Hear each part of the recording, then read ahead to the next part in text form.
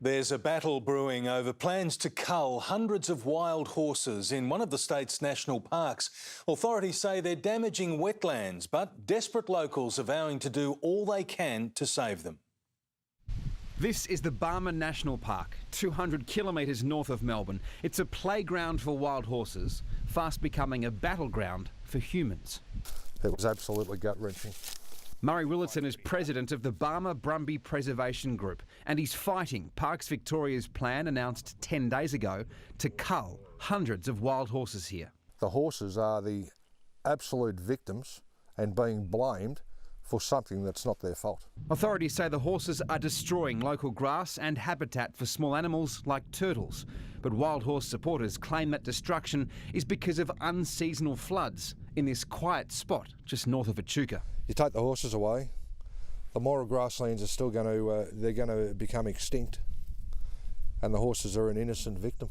Parks Victoria says the horses were likely left in the forest by a trainer and breeder in the 1950s. Aerial tracking has put the population at more than 500. It's a nice small set of Brumbies over to the right.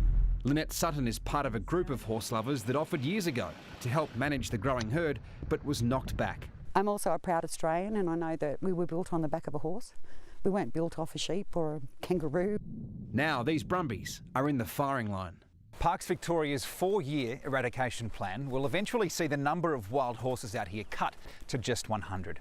Some will be rehomed, the rest will be shot. Unless they die first from starvation, like in this confronting video from late last year. The National Parks Association agrees with the eradication plan, but says it should have been done years ago. A stitch in time saves 9 in terms of the lives of horses and of the environment. So this could have been handled years ago? I think it could have been, it wasn't, but it's important to handle it now.